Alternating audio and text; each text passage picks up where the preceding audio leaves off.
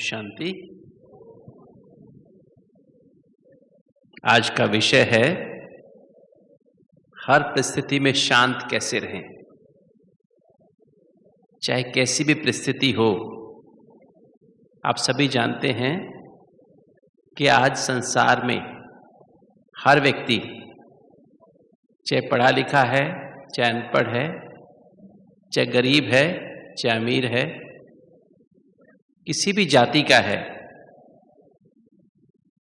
चाहे वो IAS officer है, पॉलिटिशियन है, साइंटिस्ट है, इवन कोई धर्मगुरु भी है, वो भी आज अगर आप देखेंगे थोड़ी थोड़ी बात में अशांत हो जाते हैं।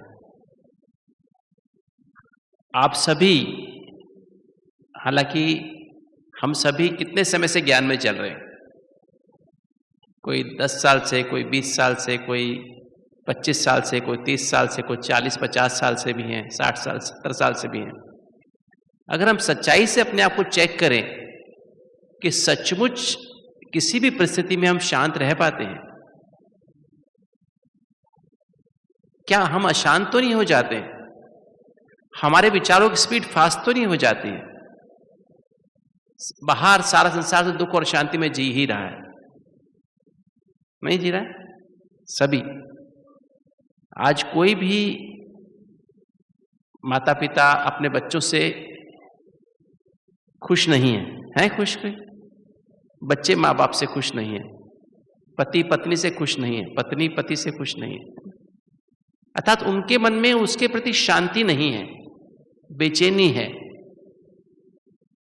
जहां अगर हम वर्किंग सेक्टर में जाएं, सेवा के क्षेत्र में जाएं, तो जो कार्य के इंचार्ज हैं वो अपने सेवाधारियों से संतुष्ट नहीं है, सेवाधारी अपने इंचार्ज से संतुष्ट नहीं है। तो हर जगह अशांति है, हर जगह दुख है। और बीमारियों की अगर बात करें तो बीमारियां तो सारी, जो जितनी भी बीमारियां, मन की और तन की, मन की सभी बीमारियां और शरीर की सभी बीमारियां अशांति कारण है। और इंग्लिश में जो शब्द है ना, बीमारी को क्या कहते हैं इंग्लिश में? डिसईज, है ना? डिजीज शब्द है ना, 2 शब्दों से बना है, डिस प्लस ईज। डिस माना लॉस, ईज माना शांति। तो अगर आपकी शांति खत्म हो गई है, मन में खत्म हो गई तो मन बीमार हो गया, तन में खत्म हो गई, किसी भी अंग में खत्म हो गई तो तन बीमार हो गया। अगर हम सिंपल भाषा में देखें, हमारा शरीर 80,000 अरब कोशिकाओं का बना हुआ है।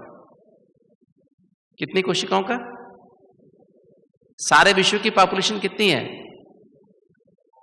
760 करोड़ है, मतलब 8 अरब से भी कम है। और हमारे शरीर में कितनी कोशिकाएं हैं? 80,000 अरब, मतलब 8 अरब से भी कम है। और हमारे शरीर में 80,000 अरब कोशिकाएं, और हर कोशिका जिंदा है।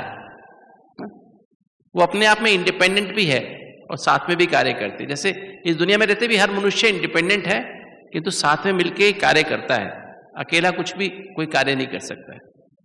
इसी तरह से हमारा शरीर इतनी सारी कोशिकाओं से बना हुआ है, और ये सब कोशिकाएं मिलकर कार्य करती हैं, जिससे कि इंसान सब कुछ कर सकता है। और सारी शरीर की इस कोशिकाओं चलाने वाली कौन है? सत्ता कौन सी है? आत्मा है। तो आत्मा के पास इतनी एनर्जी है क्या जो सारी कोशिकाओं को 7 एनर्जी से भरपूर कर सके? आत्मा के पास 7 एनर्जी है ना, ज्ञान मन सत्य की समझ, पवित्रता, शांति, प्रेम, सुख, आनंद और शक्तियां, 8 शक्तियां जो है। क्योंकि बॉडी की हर कोशिका को 7 एनर्जी चाहिए, और कुछ एनर्जी कुछ अंग को विशेष चाहिए। जब वो 7 एनर्जी प्रॉपर मात्रा में नहीं मिल पाती हैं उन सेल्स को, उन कोशिकाओं को, तो वो कोशिकाएं बीमार हो जाती, उनके अंदर बेचैनी पैदा होती है, डिसईज पैदा होती है।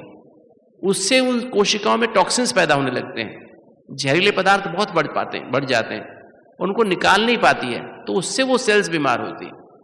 चाहे किसी का लीवर खराब हो जाए, किसी के हार्ट की आर्टरीज ब्लॉक हो जाए, किसी को डायबिटीज हो जाए, किसी को ब्लड प्रेशर बढ़ जाए, किसी को कैंसर हो जाए, दमा हो जाए, पेट में अल्सर हो जाए, आंतों में खराबी हो जाए, रीढ़ की हड्डी खराब हो जाए, घुटने खराब हो जाए, गर्दन की हड्डी खराब हो जाए, माइग्रेन हो जाए, या किसी को डिप्रेशन हो जाए, नींद ना आती हो, या कुछ भी किसी को फोबिया होता हो, स्किज़ोफ्रेनिया हो गया हो, कोई भी बीमारी मन की या तन की, उनका कारण क्या है? उन ग्रुप ऑफ सेल्स में शांति कमी हो जाना। तो शांति की शक्ति ना खाली हर व्यक्ति को आवश्यक है, और ना खाली शरीर को आवश्यक है, बल्कि घर में भी आवश्यक है, परिवार में भी आवश्यक है, सेंटर पे भी आवश्यक है। सेंटर पे भी हमारे जो भाई बहन रहते हैं, बहन रहती हैं, वहां भी हमारी ड्यूटी क्या है? भगवान शांति का सागर है, बाबा शांति का सागर है, और उसने हमें ड्यूटी दी है सारे विश्व में शांति फैलानी, सारे विश्व को शांत करना है। तो हम तो परमात्मा के वो शांति के दूत हैं।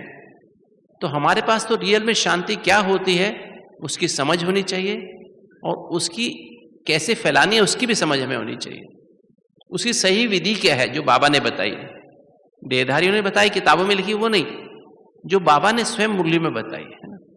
तो उसकी गहराई में आज हम जाएंगे, समझेंगे कैसे अपने शांति क्या है, परिस्थिति क्या है, कहाँ से आती है अशांति, कहाँ से आती है बेचैनी, क्यों हम बीमार हो जाते हैं, क्यों हमारे घरों में झगड़े होते हैं, क्यों हमारे मन में परेशानियां आती हैं, क्यों हम एकाग्रचित्त नहीं हो पाते हैं, जितनी सेवा में सफलता चाहते हैं या स्व के पुरुषार्थ में सफलता चाहते हैं वो हमें क्यों नहीं मिलती है, और हम कैसे मनसा सेवा इफेक्टिव रूप में कर पाए। क्योंकि बिना शांति की शक्ति के ना तो हम भगवान को याद कर सकते, ना तो हम बाबा को सही विधि से सही तरह से याद कर सकते हैं, ना आत्मा की बैटरी चार्ज हो सकती है, ना हम अपने घर या परिवार में या कार्य क्षेत्र में या किसी भी सेवा के क्षेत्र में हम परफेक्ट नहीं हो सकते हैं, वहां सफलता, आशातीत सफलता नहीं प्राप्त कर सकते हैं।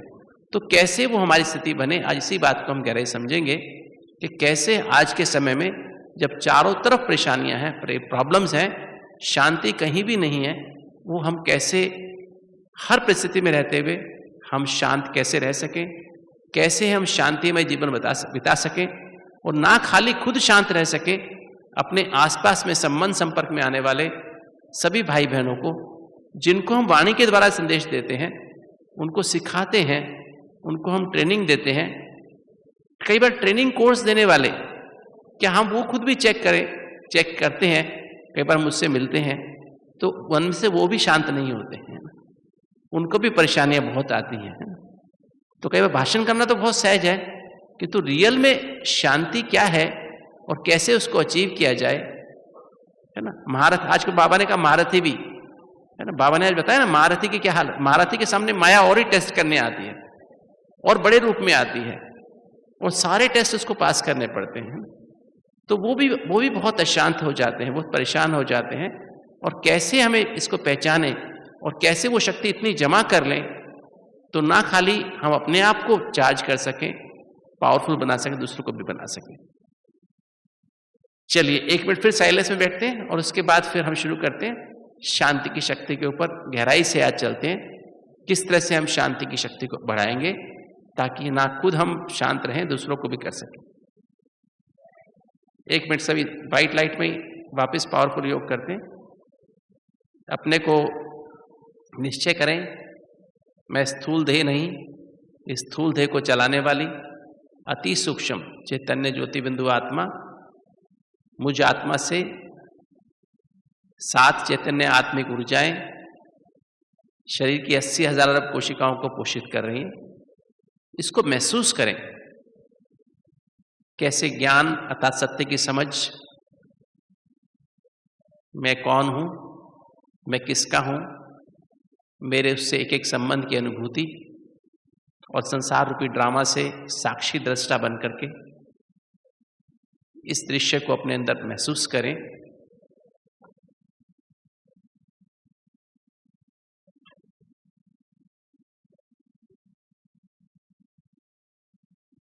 मैं चैतन्य ज्योति बिंदु आत्मा, परम धाम निवासी, अति सूक्ष्म परम चैतन्य, परम ज्योति, परम पावन परमात्मा शिव के संतान हूँ, जो 7 चैतन्य आत्मिक ऊर्जाओं के पावर हाउस हैं, और उन ऊर्जाओं को अपनी आत्मा में महसूस करें, पावर हाउस से कंबाइंड हो जाएं।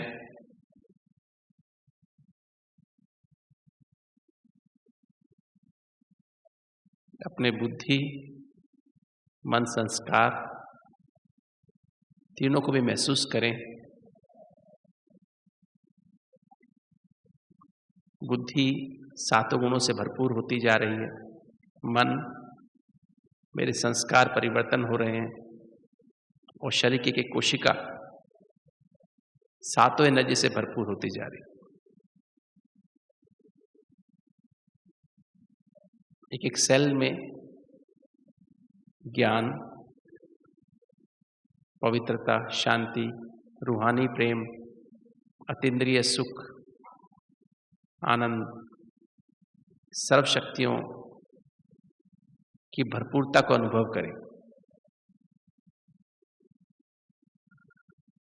रोम रोम में 7 एनर्जी को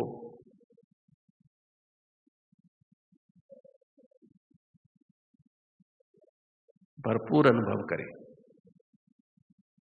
मेरे मस्तिष्क की कोशिका ज्ञान से भरपूर हो गई है, ऐसा महसूस करें। हर सेल में 100 अरब कोशिकाओं में ये मैसेज क्लियरली पहुंच गया है कि मैं देह नहीं, मैं आत्मा हूं, परमात्मा की संतान हूं। मेरे सर्व संबंध उस पावर हाउस से हैं।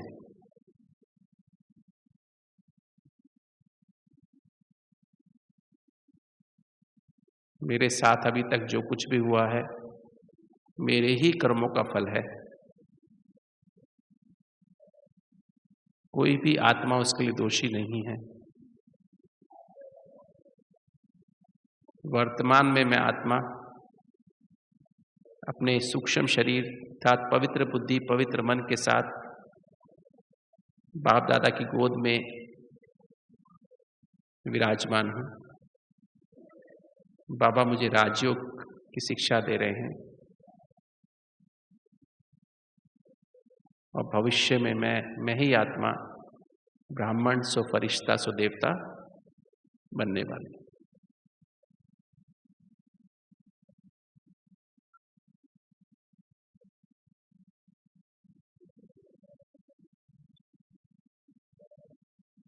ओम शांति। अब हम चलते हैं अपने विषय पर। जब हम शांति की बात करते हैं, शांति क्या है? What is peace? नॉर्मली अगर हम देखें, हमारे मन में लगभग 30 विचार 1 मिनट में आ रहे हैं। हम सभी के मन में लगभग 30 विचार 1 मिनट में आते हैं, और उसमें से 90% जो विचार आते हैं वो हमारे सबकॉन्शियस माइंड से आते हैं, अवचेतन मन से आते हैं। सबकॉन्शियस माइंड क्या है, या जिसे चित्त भी कहते हैं, सबकॉन्शियस माइंड को चित्त भी कहते हैं। और चित्त क्या है? बेसिकली आत्मा की 3 शक्तियां हैं, बुद्धि, मन और संस्कार। बुद्धि के 4 एस्पेक्ट हैं, ऐसे ही मन के भी 4 एस्पेक्ट हैं। अगर हम सही मायने में जानना चाहते हैं शांति क्या है और कैसे हमारे अंदर परेशानी आती है, तो इसी बात को हमें समझना अति आवश्यक है। और हम चाहते हैं कि हर परिस्थिति में हम शांत रहें, तो हमें जानना आवश्यक है कि बुद्धि क्या है और मन क्या है और संस्कार क्या है। क्योंकि आत्मा के 3 वस्त्र हैं, यही 3 वस्त्र हैं आत्मा के, मन, बुद्धि, संस्कार। और परमात्मा कभी कभी धोबी भी कहते हैं ना। तो बाबा क्या करने के लिए आया है? आत्मा के इन 3 वस्त्रों को साफ करने के लिए आया है। बुद्धि आसुरी बुद्धि हो चुकी है, मन आसुरी हो चुका है, संस्कार आसुरी हो चुके हैं। और इसी कारण से आज आत्मा अशांत है, आत्मा के पास शांति की शक्ति नहीं है। और थोड़ी सी बात, परिस्थिति क्या है, परिस्थिति जो है, मैं आत्मा हूं, मेरा मन है, मन भी पर है, मन मैं नहीं हूं, मन भी पर है, शरीर भी पर है, मेरा शरीर है, मेरा सिर है, मेरा हार्ट है, मेरा पेट है, मेरे लंग्स हैं, ये भी पर है। जैसे मेरा परिवार है, मेरा डिपार्टमेंट है, मेरा सेंटर है, मेरा घर है। हम जब ये कहते हैं तो ऐसे ही हमें समझना है सबसे बड़ी प्रॉब्लम्स कहां से आ रही है, मेरे मन से आ रही है। और मन में भी कहां से आ रही है, मन में मेरे जो मैंने 63 जन्म में देह अभिमान के वश रिकॉर्ड किया है, वहां से परिस्थिति आ रही है। 90% जो प्रॉब्लम्स आ रही हैं, 90% मेरा मन अशांत क्यों हो रहा है कि मेरा ही मन में जो रिकॉर्डिंग मैंने की है 63 जन्मों में, और स्पेशली इस जन्म में, जब से मैं पैदा हुआ, जब से मैंने होश संभाला 3-4 साल की उम्र से, तब से अंदर जो कुछ रिकॉर्ड हुआ है, वो मेरे अंदर जो रिकॉर्ड हुआ है, वो सारा सबकॉन्शियस माइंड में गया, चित्त में गया। वो कैसे गया मैं आपसे डिस्कस करता हूं। तो वो सबकॉन्शियस माइंड को हम कैसे, उस चित्त के कारण, चित्त में क्या गया है वो, जिसके कारण आज हमारे 90% विचार उस चित्त से आ रहे हैं जिसपे हमारा कंट्रोल नहीं है, जिससे हम ना चाह करके भी, हम चाहते नहीं है, किंतु फाइलें वहां से आती हैं, फाइलें खुलती रहती हैं अपने आप, और सबकॉन्शियस माइंड कॉन्शियस माइंड को, वर्तमान जो मन है, चेतन मन को डिस्टर्ब करता रहता है, वहां ट्रैफिक जाम करता रहता है। इस ट्रैफिक जाम को ही अशांति कहते हैं, बेचैनी कहते हैं। तो ये जो सबकॉन्शियस माइंड है, आत्मा का जो पहला एस्पेक्ट है, वो है दिल है, जिसे हम हिंदी में चेतना भी कहते हैं, इंग्लिश में कॉन्शियसनेस भी कहते हैं, कॉन्शियस भी कहते हैं। आत्मा अति सूक्ष्म चैतन्य ज्योति बिंदु है, और उस आत्मा से जो 7 एनर्जी निकल रही है, सबसे पहले एनर्जी तो ज्ञान ही है, सत्य की समझ है, जो एक अवेयरनेस आ रही है कि मैं कौन हूं, वो एनर्जी सारे शरीर की एक सेल में फैल रही है, आत्मा से होती है। तो सबसे ज्यादा एनर्जी वहीं पर ही है, आत्मा के आसपास, इन हाइपोथैलेमस के जो यहाँ सेल्स हैं, जहां आत्मा की सीट है, यहां से 2.5 इंच अंदर, यहां से 3 इंच नीचे, दोनों ब्रेन के कंट्रोल रूम में आत्मा की सीट है। और वो सबसे ज्यादा एनर्जी ज्ञान की एनर्जी जो है, जिसमें ABCD में इंग्लिश में कह देता हूं, A फॉर आत्मा, B for Baba, C for connection, D for drama. मैं आत्मा हूं, परमात्मा की संतान हूं, और मुझे आत्मा के सर्व संबंध उस परमात्मा के साथ हैं। और ड्रामा, इस सृष्टि रूपी ड्रामा में हर आत्मा एक्टर है, और हर आत्मा अपने इस जन्म और पिछले जन्म के कर्मों के हिसाब किताब के अनुसार 100% एक्यूरेट पार्ट प्ले कर रही है। और शिव बाबा इस सृष्टि रूपी ड्रामा का क्रिएटर भी है, डायरेक्टर भी है, और प्रिंसिपल एक्टर भी है, और सुप्रीम जस्टिस भी है। और हर आत्मा को उसके इस जन्म और पिछले जन्म के कर्मों के हिसाब किताब के अनुसार उसने अभी तक 100% एक्यूरेट डायरेक्शन दी है, वर्तमान में भी 100% एक्यूरेट डायरेक्शन दे रहा है। और उसमें से स्पेशली हम ब्राह्मण आत्माओं को उसने क्या किया है, शूद्र से ब्राह्मण बना करके अपनी गोद में बिठा करके हमें हर संबंध की पालना और प्यार दे रहा है, और साथ साथ पढ़ाई भी पढ़ा रहा है, राजयोग की पढ़ाई पढ़ा रहा है। तो हम बाबा के बच्चे बाप दादा की गोद में बैठे, सारे 800 करोड़ आत्माओं के अंदर से लगभग 10 लाख बच्चे जिसने बाबा को पहचाना है, सही रूप में पहचाना है, वो बाबा की गोद में बैठे। और बाबा उनको दिन रात, खाली 1 घंटा पढ़ाने की बात नहीं, दिन रात उनको राजयोग और ज्ञान की शिक्षा, सृष्टि के आदि मध्य अंत की ज्ञान दे रहा है, समझ दे रहा है, सत्य की समझ दे रहा है। और भविष्य में भी क्या होगा, आने वाले समय में बाबा इसी प्रकार हर आत्मा को, खाली हमको नहीं, विश्व की हर आत्मा को उनके इस जन्म और पिछले जन्म के कर्मों के हिसाब किताब के अनुसार 100% एक्यूरेट डायरेक्शन देता रहेगा। और हम ब्राह्मण आत्माओं को कि बाबा हमें पढ़ा रहा है, तो जितनी जितनी हमने पढ़ाई की दिल से की है, जितना जितना बाबा की श्रीमत पे हमने चल बाबा को याद किया है, अपनी मनमत परमत में नहीं, बाबा की श्रीमत पर चल के बाबा को याद किया है, और बाबा के आज्ञाकारी, वफादार, ईमानदार, फरमान बरदार सपूत बच्चे बने हैं, उसी आधार पर बाबा इस जन्म में भी हमको सातों गुणों का वर्षा, स्पेशली पवित्रता का वर्षा, ज्ञान से पवित्रता पैदा होती है, ज्ञान से पवित्रता, शांति पैदा होती है, शांति और पवित्रता इस संगम का वर्षा है। जितना अधिक हम ज्ञान का मनन, चिंतन, मंथन, सिमरण करते हैं, उतनी अधिक पवित्रता हमारे मन बुद्धि में आती है, उतना अधिक शांति हमारे मन बुद्धि में आती है, उतना अधिक हम रूहानी प्रेम हमारा आपस में डेवलप होता है, विश्व की हर आत्मा के प्रति रूहानी प्रेम पैदा होता है, उतना अधिक हम बाबा के साथ का अनुभव अर्थात अतीन्द्रिय सुख का अनुभव कर सकते हैं, उतना अधिक हम आनंद की स्थिति में रह सकते हैं। अर्थात हम आत्मा देह और देह की दुनिया के पार, इस देह में रहते हुए देह और देह की दुनिया के पार हम बाप दादा की के लव में लवलीन हो सकते हैं। इस देह की शुद्ध बुद्ध ना रहे जरा भी, देह और देह की दुनिया शुद्ध बुद्ध ना, उसे आनंद कहते हैं।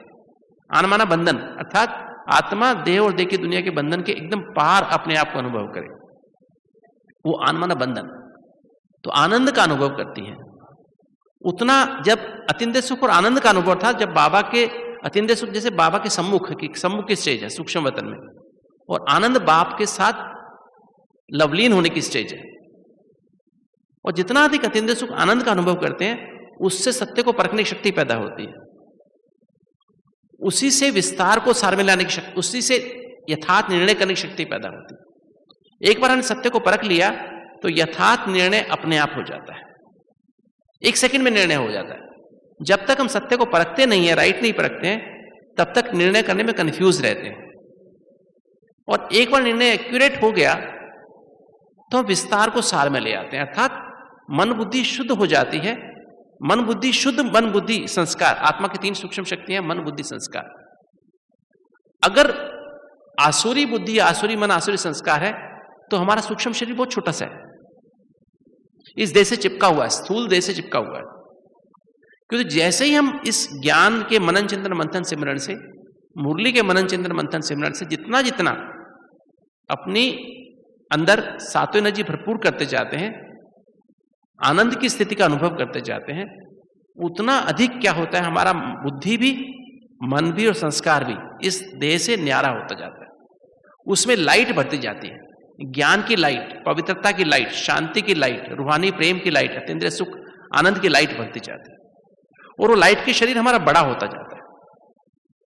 और जब इस शरीर से बड़ा हो जाता है, स्थूल शरीर से, तो हम इस इतने हल्के हो जाते हैं कि हम इसी को सूक्ष्म शरीर कहते हैं, ये चमकीली ड्रेस कहते हैं। पवित्र बुद्धि, पवित्र मन और पवित्र संस्कार, ये सूक्ष्म शरीर, ये सूक्ष्म हमारी चमकीली ड्रेस है। इस ड्रेस के साथ हम सूक्ष्म वतन में बाप दादा के सम्मुख पहुंच जाते हैं। और जब बाप दादा के सम्मुख पहुंच जाते हैं, जब बाबा, ऐसा लगता है कि बाबा मुझे दृष्टि दे रहा है, मैं बाबा को देख रहा हूं, बाबा मुझे ही देख रहे हैं। ये जो स्थिति है अतीन्द्रिय सुख की स्थिति है, इसमें सर्व प्राप्तियों की अनुभूति होती है।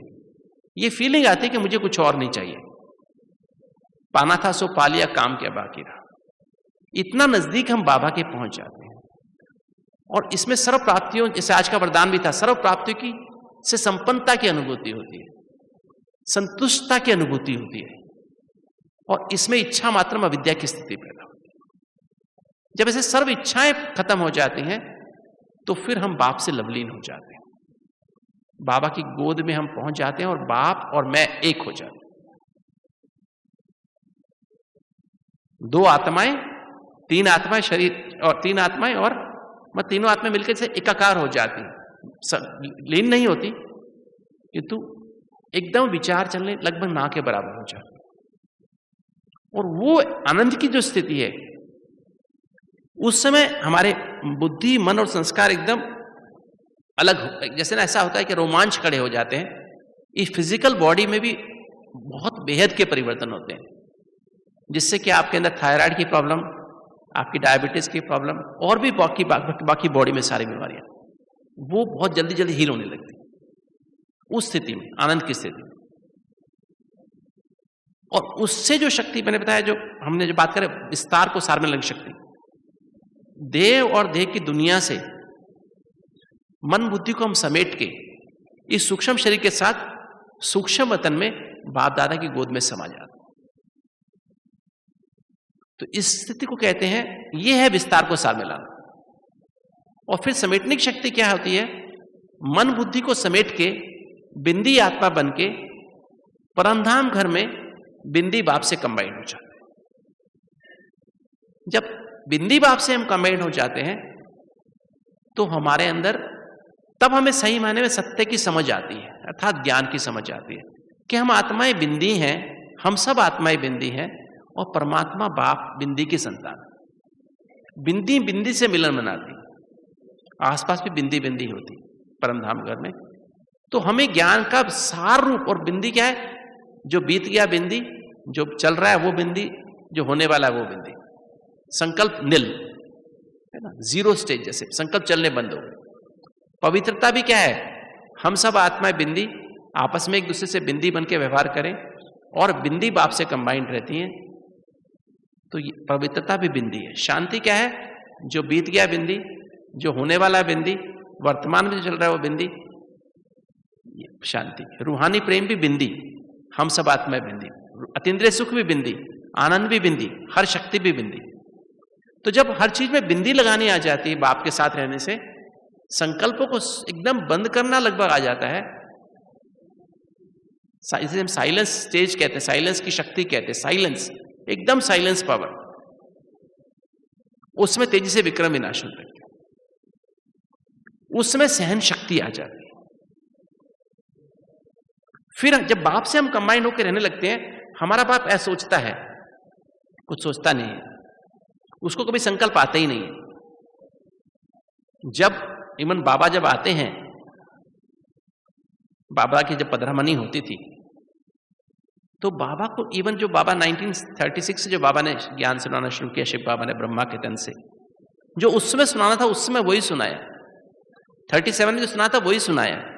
तो संकल्प टच होते थे, वो संकल्प जो होने थे वही बाबा को टच होते थे। एक्सट्रीम शांति वो है, एक्सट्रीम शांति वो है जिसमें ड्रामा में जो कुछ होना है वही मुझे टच हो, अपना कोई संकल्प ही ना चले। तो हर संकल्प सिद्ध हो, सिद्ध हुआ नहीं हुआ, जो संकल्प होने वाला, जो चीज होने वाली है वो मुझे टच हुई, वही भी संकल्प आया और वो सिद्ध हो गया, तो हर संकल्प सिद्ध हो गया। अगर मैं 10 संकल्प करूं, उसमें से एक भी काम ना हो, तो संकल्प सिद्धि हुई क्या? आज की प्रॉब्लम यही कि आज हम संकल्प बहुत आ रहे हैं, मनमत परमत पे आ रहे हैं, श्रीमत पे नहीं आ रहे, और उसमें से हमारे कार्य सिद्ध नहीं होती, सफलता इसलिए होती नहीं, इसलिए हम दुखी रहते हैं, परेशान रहते हैं, इसलिए शांति पैदा होती है। और जब ऐसी स्थिति आने लगती है, तो हम जब बाबा से हर समय कंबाइंड रहने लगते हैं, सोचता बाप से, तो हमें पास का चिंतन खत्म हो जाता है, भविष्य की चिंता खत्म हो जाती है।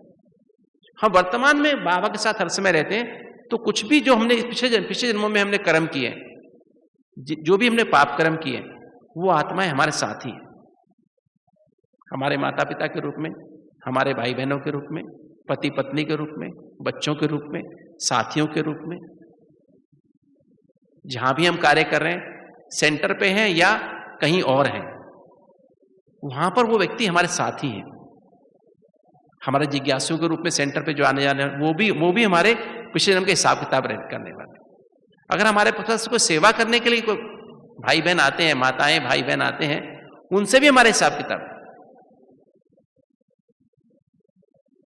तो वो भी हमारे हिसाब किताब हमें चुकतू कर, वो जो आत्माएं हैं, उनके साथ हमने जो कुछ किया हुआ है पिछले जन्म में, इस जन्म में वो आत्माएं हमारे साथ वैसा ही करने वाली। क्योंकि मैंने कहा ना, ये कर्मों के हिसाब किताब के अनुसार, कर्मों के अनुसार नहीं, कर्मों के हिसाब किताब के अनुसार। एक बार हमने हिसाब लगाया था, अगर 100 साल पहले किसी से आपने 10 रुपया उधार लिया और वापस नहीं दिया उसको, तो ब्याज कितना हो गया 100 साल के बाद? पिछले जन्म से इस जन्म में वो व्यक्ति आपके साथ, आपका घर में क्या बन के आएगा? कोई ना कोई संबंधी बन के आएगा। माता पिता, भाई बहन, पति पत्नी, बच्चे, या सेंटर पे भी अगर आप रहते हैं तो सेंटर पे कोई दूसरी बहन बन के आएगा या कोई जिज्ञासु बन के आएगा, है ना। और वो आपको कितना देना पड़ेगा, उसको कितना देना पड़ेगा? 10 रुपए का ब्याज कितना है? 100 साल का। हमने हिसाब लगाया 4,18,35,040 रुपया बनता है।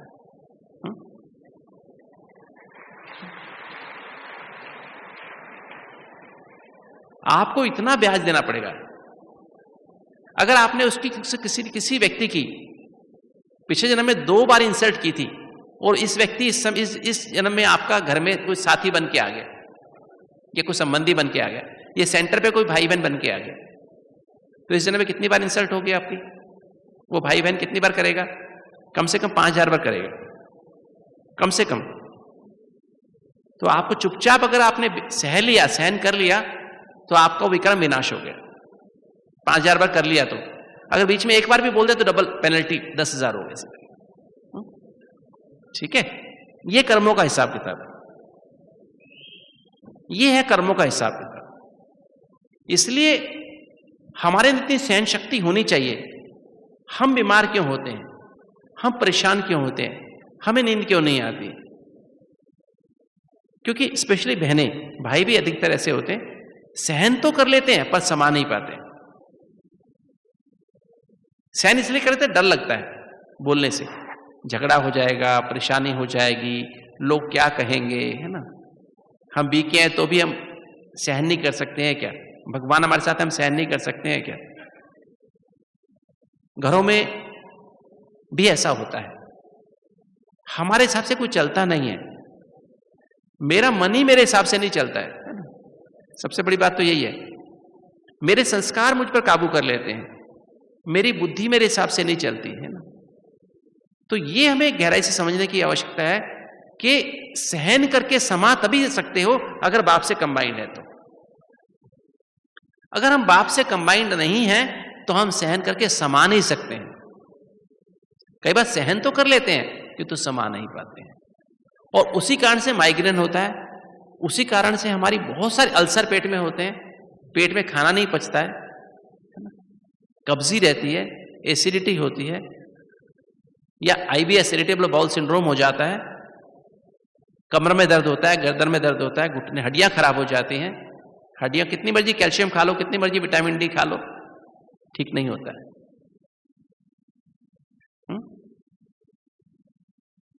आप सभी अनुभवी हैं।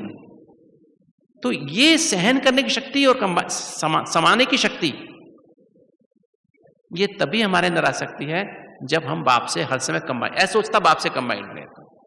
अगर हम असोचता बाप से कंबाइंड रहेंगे तो हमारे सहन करने की शक्ति भी आएगी, समाने की शक्ति भी आएगी।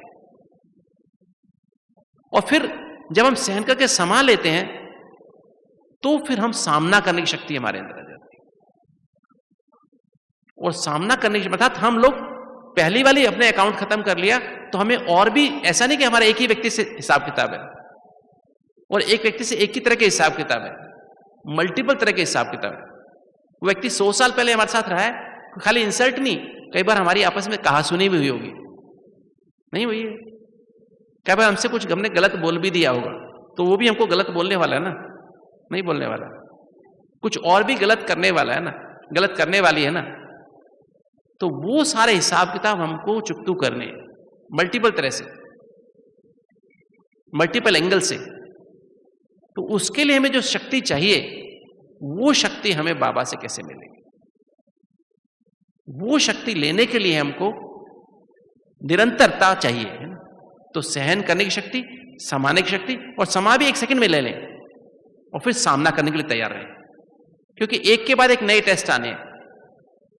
और फिर जब हम सहन करके समा लेंगे और सामना करेंगे, इसके लिए रेडी रहेंगे, तो भी हम दूसरों को सहयोग कर पाएंगे। अर्थात जमा का खाता तब बनेगा, नहीं तो जमा खाता नहीं बनेगा। नॉर्मली 99% लोग इसमें बिजी रहते हैं, सहन करने में, समाने में, नई नई प्रॉब्लम्स का सामना करने में, उसी में इतना टाइम बीत जाता है, सहयोग करने का टाइम नहीं मिलता है। उसकी बजाय ईर्ष्या द्वेष पैदा हो जाता है। जब सहन नहीं कर पाते, समा नहीं पाते, सामना नहीं कर पाते, तो ईर्ष्या द्वेष पैदा होता है। जो आज बाबा ने कहा देह अभिमान, ईगो के दो बच्चे हैं। पहले टाइप ए बिहेवियर, अर्थात टाइम प्रेशर, वर्क प्रेशर में रहना, टाइम का प्रेशर, काम का प्रेशर, मुझे ये भी करना है, मुझे ही करना है, मैं ही कर सकती हूं, मैं ही कर सकता हूं, ये मैं निमित्त हूं इस काम के लिए, दूसरा इसमें इंटरफियर क्यों करता है ना। और परफेक्शन का प्रेशर, ये काम इसी ढंग से होना चाहिए, नहीं हो तो इरिटेशन, इसको बोलते टाइप ए बिहेवियर। ऐसे लोगों को हार्ट की बीमारी होती है, ब्लड प्रेशर होता है, हार्ट अटैक आते हैं बार बार। तो हमें, जबकि सत्युग ऐसी जगह है जहां पर टाइम प्रेशर, वर्क प्रेशर है ही नहीं, बिल्कुल भी नहीं, परफेक्शन का प्रेशर ही नहीं है, कंपटीशन कंपैरिजन है ही नहीं। Competition comparison type A nature वाले को बहुत होता है, उसने ऐसा कि मैं भी इससे ऐसा करूं, मैं इससे आगे जाऊं, इसने ये किया मैं इससे भी आगे जाऊं। कंपटीशन कंपैरिजन बहुत टू मच, इसमें एग्रेसिव बन जाते हैं, आक्रामक हो जाते हैं। तो ये जो उससे दूसरा इसका बच्चा है ईर्ष्या द्वेष, जेलसी। जेलसी वाला को कभी योग लग नहीं सकता है, ऐसे टाइप ए बिहेवियर वाले को भी योग बहुत कम लगता है, 1 घंटा बैठेगा 5 मिनट योग लगता है उसका, मुश्किल से। पावरफुल स्थिति तो आती नहीं, क्योंकि परफेक्शन हमको इस दुनिया में नहीं लाना है, ये दुनिया इम्परफेक्ट दुनिया है। अपने कमरे को सुंदर बना दूं, इसको सुंदर बना दूं, उसको सुंदर बना दूं, यहां सेंटर में ऐसे कर लें, नहीं, वो कभी सुंदर नहीं बनने वाले, सब जाने वाले। परफेक्शन मेरी किस बात में है कि मैं जैसे चाहूं, जब चाहूं, जहां चाहूं, सूक्ष्म वतन में जाना चाहूं, परम धाम में जाना चाहूं, सुख धाम में जाना चाहूं, और जितने समय रहना चाहूं वहां रह सकूं, 1 सेकंड में, बीच में दूसरा संकल्प ना आए, ये परफेक्शन की आवश्यकता है। तो जब ऐसी जब 8 शक्तियां हमारे अंदर आ जाती हैं, तो बेसिकली जो ज्ञान, पवित्रता, शांति, प्रेम, सुख और आनंद से हमारी कॉन्शियसनेस बनती है, चेतना बनती है, कॉन्शियस बनती है, इसको दिल भी कहते हैं। और सत्य को परखने शक्ति को विवेक कहते हैं, विजडम कहते हैं, ये सत्य को परख लिया। यथार्थ निर्णय करने की शक्ति को हम जजमेंट पावर कह देते हैं, या इसको हम कई बार दिव्य बुद्धि भी कह देते हैं, राइट। और फिर 6 शक्तियों से मिलकर बनता है चित्त हमारा। 6 शक्तियों से मिलकर क्या बनता है? चित्त। विस्तार को सामने लाने की शक्ति, समेटने की शक्ति, सहन करने की शक्ति, समाने की शक्ति, सामना करने की शक्ति, सहयोग करने की शक्ति, इनसे बनता है चित्त। ये हमारी बुद्धि है। अगर मेरे दिल में सत्य है,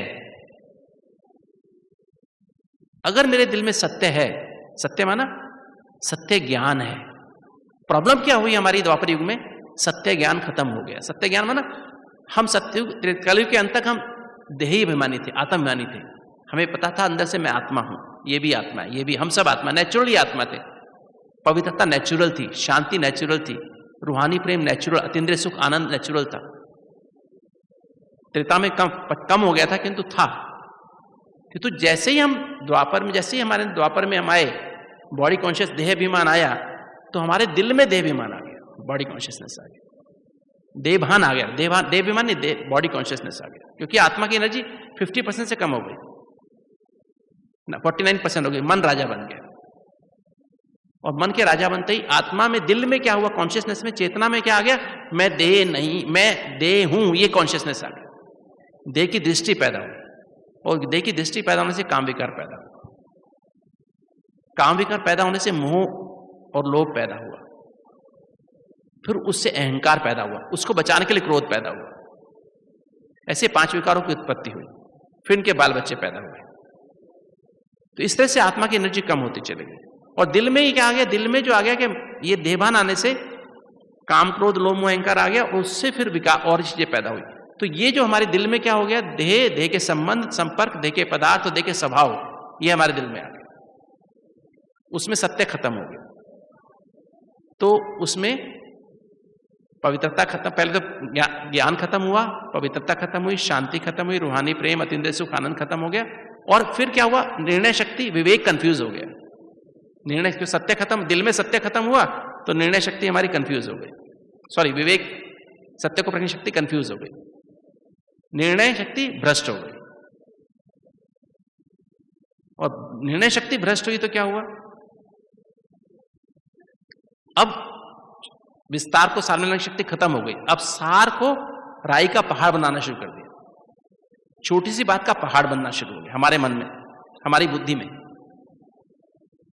और जब बुद्धि में ऐसे चाहे सार को विस्तार में लाने लगे तो समेटने की शक्ति खत्म हो गई। समेट के बुद्धि कहां लगे, समेटना ही खत्म हो गया। तो जब समेट के बुद्धि, मन बुद्धि समेटने की शक्ति खत्म हो गई तो सहन करना खत्म हो गया, इसे लड़ाइयां शुरू हो गई, समाना खत्म हो गया, बीमारियां शुरू हो गई, फिर सामना करने की शक्ति खत्म हो गई और सहयोग करने की शक्ति खत्म हो गई। तो इससे हमारा चित्त कैसा हो गया? बेचैन हो गया। सत्युग में क्या था? दिल में सत्य था तो चित्त शांत, एकाग्र, आनंदमय था। जो दिल में था वो सत्य, वो चित्त में था, अर्थात हम सच्चित आनंद स्वरूप थे। जैसे ही दिल में सत्य आया तो हमारा चित्त कैसा हो गया? अशांत, चंचल और बेचैन हो गया। और जब कहते हैं जैसा चित्त वैसा चिंतन, तो हमारा सबकॉन्शियस माइंड में जो होता है वैसा ही चिंतन चलता है। तो द्वापर युग से ये शुरू हुआ, धीरे धीरे विकार और बढ़े। फिर क्या हुआ? चित्त हमारा, चित्त में चित्त बेचैन था, उसमें हमारी रजो प्रधान की फाइलें खुलने लगी। फिर धीरे धीरे कलयुग आया, तमो प्रधान फाइलें खुलने की, विकारों की ओर गहराई से फाइलें खुलने लगी। तो हमारे जो स्मृति में था ना, स्मृति में जो था हमारा कॉन्शियस माइंड में, वो विकारी फाइलें खुलने शुरू हो गई। और उससे हमारा जो जीवन था वो कलयुगी बीमारियों वाला जीवन शुरू हो गया। तो जैसी स्मृति वैसी स्थिति। फिर हम भी अपने को मनुष्य, मन के वश में हो गए तो मनुष्य कहलाने लगे। और फिर हमारी मनुष्य स्थिति से अनुसार वृत्ति बनी, फिर जैसी स्थिति वैसी वृत्ति बनी, वायुमंडल बना। वृत्ति से दृष्टि बदल गई, हम एक दूसरे को लगाव, झुकाव, प्रभाव, टकराव से दिखने लगे। दृष्टि से वायुमंडल बन गया, और वायुमंडल से फिर क्या हो? भावनाएं बदल गई। जो शुभ भावना, शुभकामना खत्म होकर के किसी के प्रति लगाव, झुकाव, प्रभाव, टकराव की भावनाएं पैदा हो गई। जिसके लिए लगाव है उसके लिए जान देने को तैयार है, उसके लिए लड़ने को तैयार है। अपना पूरा शासन खत्म करने के लिए राजाओं की लड़ाई हुई ना, आपस में इसी कारण से हुई ना।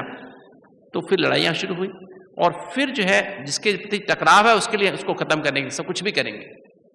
तो वो भावनाएं पैदा हुई, उससे फिर वैसे वाइब्रेशन बने, और वैसे वाइब्रेशन से फिर वैसे विचार चलने शुरू हुए। उन विचारों से शरीर में परिवर्तन शुरू हुआ, चेहरे बदल गए, शरीर के अंगों की बनावट बदल गई, और तरह तरह की बीमारियां मन और तन में भरपूर हो गई। तो बेसिक क्रक्स क्या हुआ? क्रक्स है दिल। क्रक्स क्या है? दिल। दिल माना चेतना। तो बाबा ने आके हमें क्या किया? बाबा ने आकर के हमको हमारी चेतना को परिवर्तन किया, कॉन्शियसनेस को, हमारे दिल से बात की। दिलाराम, दिल को आराम। जो हमारा दिल बेचैन, दिल जो हमारा एकदम असत्य में था, चित्त अशांत, चंचल, बेचैन था, बाबा ने पहले दिल को एड्रेस किया। हमारी पुरानी स्मृतियां हमें जागृत की, बार बार हमें याद दिलाया। और बाबा ने उसको क्या किया कि हमारे अंदर, अब हम, बाबा ने दिल में हमारे सत्य भर दिया। ये मुरली क्या है? बाबा सत्य है, परम सत्य है, और उसकी मुरली सत्य है। तो अगर हम मुरली को अपना जीवन बना लें, क्योंकि इस समय बाबा साकार में हमारे पास नहीं है, साकार में हमारे पास सिर्फ मुरली है, और मुरली ही हमारा जीवन है। एक्चुअली मुरली ही ब्राह्मण जीवन का श्वास है। इसी मुरली सत्य है, 100% सत्य है। अपने दिल में मुरली को भर लें। जितना इस मुरली को हम बार बार रिवाइज करेंगे। एक बार दादी ने ये बात की थी।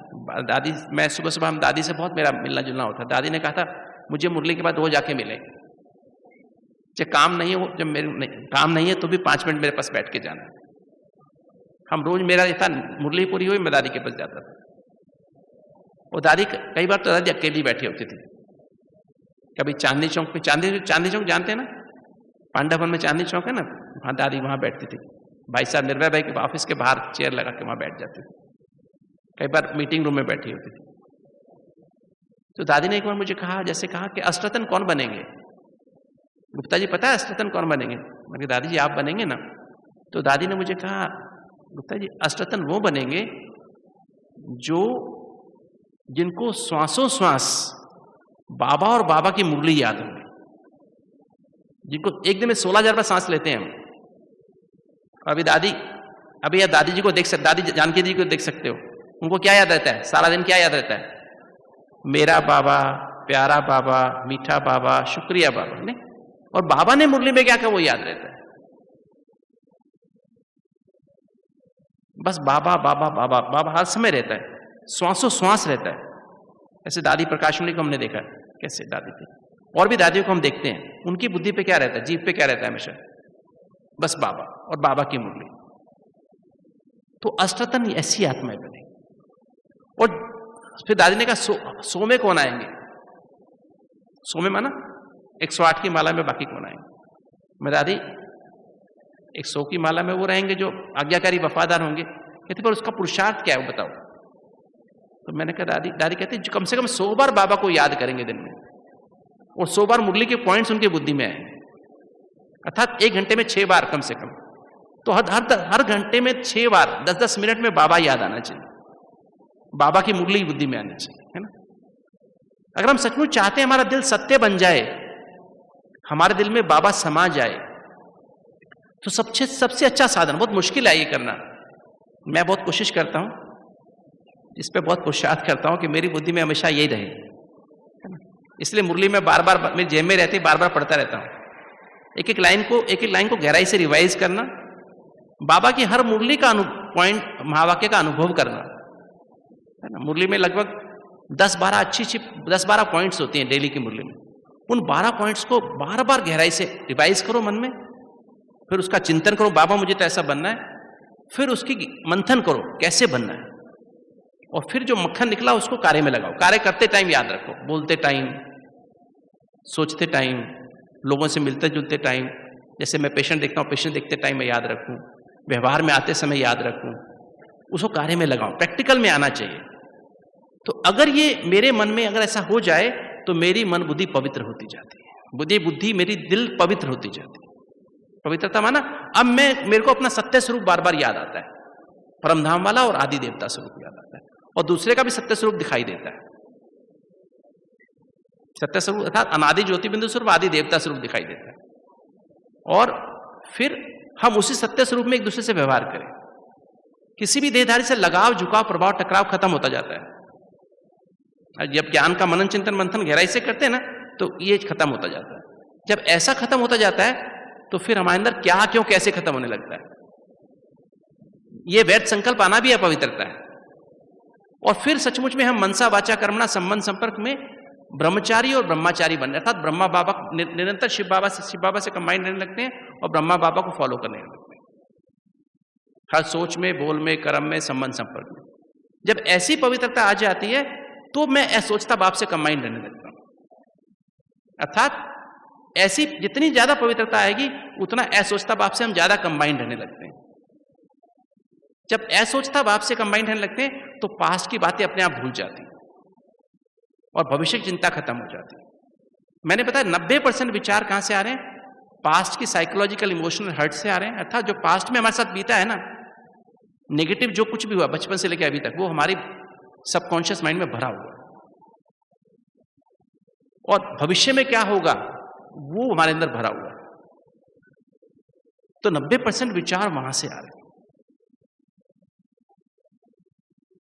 वो हमारे कॉन्शियस माइंड को क्राउड करते रहते हैं, इसी को अशांति कहते हैं। तो जितना अधिक हम पवित्रता की डिग्री बढ़ती जाएगी हमारे अंदर, उतना अधिक हम असोचता बाप से कंबाइंड रहेंगे, और असोचता बाप से अगर हम कंबाइंड रहेंगे तो फिर क्या होगा? फिर शांति आने लगी। शांति माना वर्तमान में हम असोचता बाप से कंबाइंड रह के सोचेंगे, देखेंगे, पढ़ेंगे, सुनेंगे, बोलेंगे, खाएंगे, पिएंगे, सैर करेंगे, लोगों से व्यवहार में आएंगे, और सोते समय भी बाप के साथ कंबाइंड होकर सोचेंगे।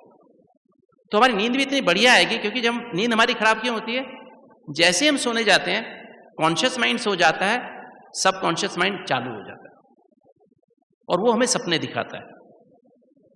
जैसा सबकॉन्शियस माइंड भरा हुआ है इस बचपन से लेकर के, अभी से नहीं, बचपन से लेकर भरा हुआ है, वैसे ही सपने आने शुरू होते हैं। आपने देखा होगा, सभी ने देखा होगा, सभी भाई बहनों ने देखा होगा, ज्ञान में 20 साल चलने के बाद भी कैसे कैसे सपने आ जाते हैं, कि बचपन से जो भरा है वो आज दिखाई दे रहा है। तो सबकॉन्शियस माइंड को खत्म कैसे करेंगे? जितना इस मुरली का मनन चिंतन मंथन सिमरन करते जाएंगे, उतना बुद्धि में पवित्रता, चेतना में पवित्रता, शांति, शांति माना हम वर्तमान में टिकने लगेंगे, और धीरे धीरे संकल्पों की स्पीड स्लो होती जाएगी। और जब संकल्पों की स्पीड स्लो होती जाएगी, बाबा के साथ ज्यादा कंबाइंड रहेंगे, ऐसा बाप से कंबाइंड रहेंगे, तो रूहानी प्यार पैदा होगा। रूहानी प्यार माना कोई आत्मा कैसी भी है, उसका पार्ट कैसा भी है,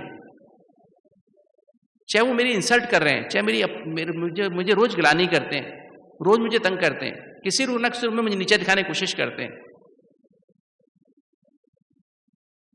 उन आत्माओं को भी हम क्या करेंगे?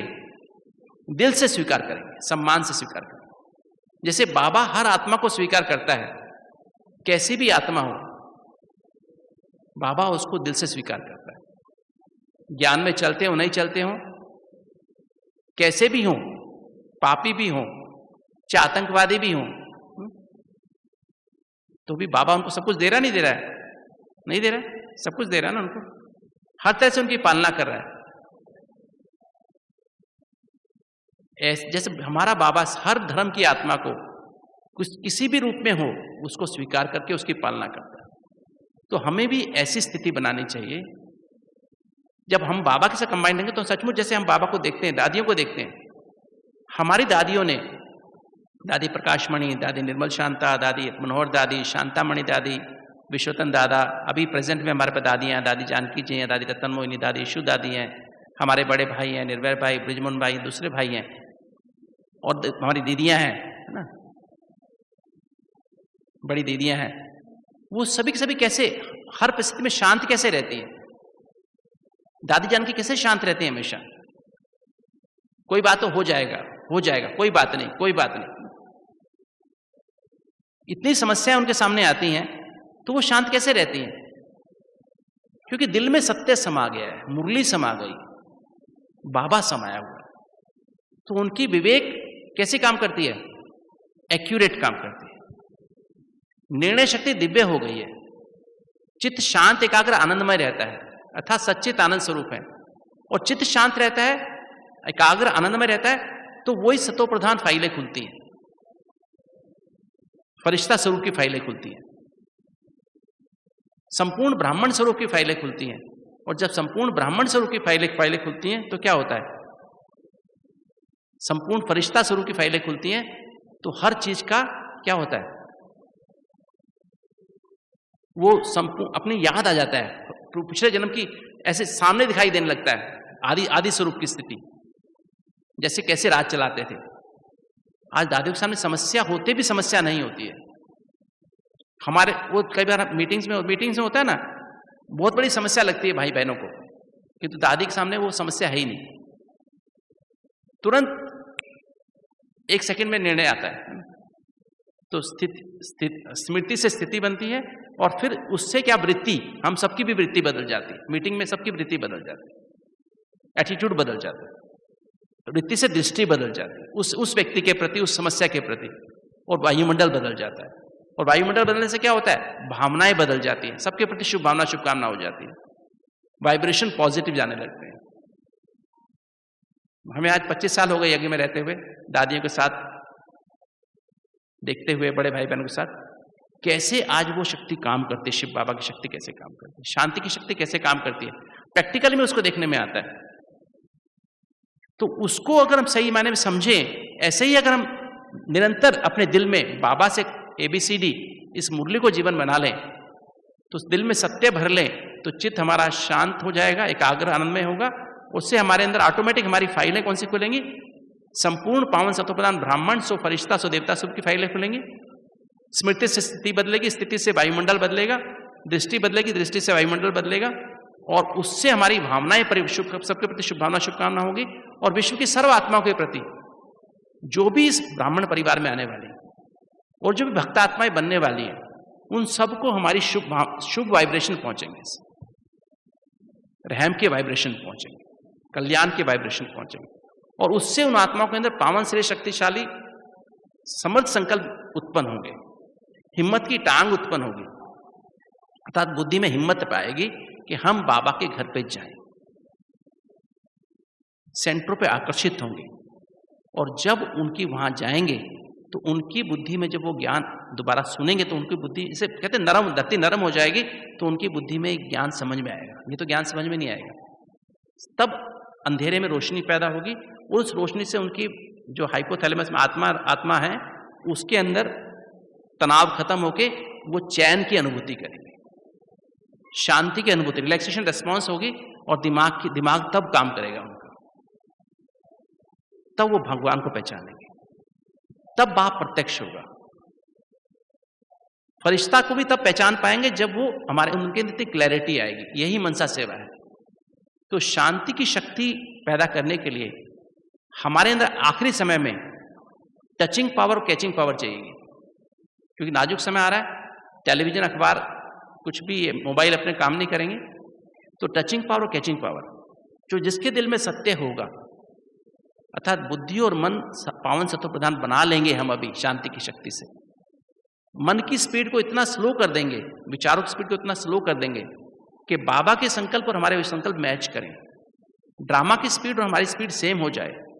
इतने ही संकल्प सिर्फ आए और संकल्प कोई ना आए, ना बैड आए ना नेगेटिव आए, तो हम समय की स्पीड को, बाबा के डायरेक्शन को उसमें कैच कर पाएंगे।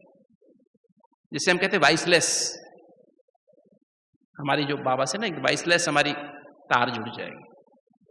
और उस समय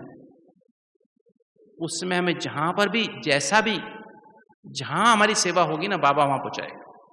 फिजिकली नहीं, मन और बुद्धि के द्वारा, अर्थात फरिश्ता विहंग मार्ग द्वारा, विहंग मार्ग की सेवा, अर्थात हमें यहां बैठे बैठे भी हमारे साक्षात्कार दुनिया में किसी भी आत्मा को, जो हमारे स्पेशली भक्त होंगे, उनको होंगे और उनको मुक्ति, जीवन मुक्ति की प्राप्ति होगी। तो इस तरह से ये पुरुषार्थ मैंने जो समझा है बाबा की मुरलियों से, अव्यक्त साकार मुरलियों के मनन चिंतन मध्य अध्ययन से, कि अब हमको समय है देह और देह के संबंध, पदार्थ, स्वभाव, संस्कार से बुद्धि हटा करके अपने दिल में बस बाबा और बाबा की मुरली को भर लें, उसी में दिन रात लगे रहें, तो हमारे इतनी शक्ति भर जाएगी, हमारा विवेक एक्यूरेट हो जाएगा, निर्णय शक्ति दिव्य हो जाएगी, अर्थात सत्यता, पवित्रता, निर्भयता पर आधारित मंत्रमुखी हो जाएगी, बेहद की वैराग्य वृत्ति पे आ जाएगी, एकांतवासी एकाग्रता आ जाएगी। और उससे फिर हमारे अंदर क्या होगा, हमारा चित्त शांत एकाग्र आनंद में हो जाएगा। हमारी फाइलें ऑटोमेटिक, ब्राह्मण सो, फरिश्ता सो, देवता सो की फाइलें खुलने लग जाए, मेमोरीज खुलने लगेंगी, उससे हमारी स्थिति बनेगी वही वाली देवता स्वरूप की, फरिश्ता स्वरूप की। उससे फिर हमारी वृत्ति बदलेगी, रूहानी वृत्ति बनेगी, रूहानी वृत्ति से रूहानी दृष्टि बनेगी, रूहानी वायुमंडल बनेगा, और उस वायुमंडल से फिर सारे विश्व में हर आत्मा तक ये हमारा वाइब्रेशन, शुभ भावना, शुभकामना के वाइब्रेशन जाएंगे। उससे उन आत्माओं के अंदर पावन श्रेष्ठ शक्तिशाली समर्थ संकल्पों की उत्पत्ति होगी और उससे फिर उनके अंदर परिवर्तन होंगे और वो भी शांति की, प्रेम की, सुख की अनुभूति कर पाएंगे और उससे हमारा आने वाला विश्व, नए विश्व का निर्माण होगा। ओम शांति।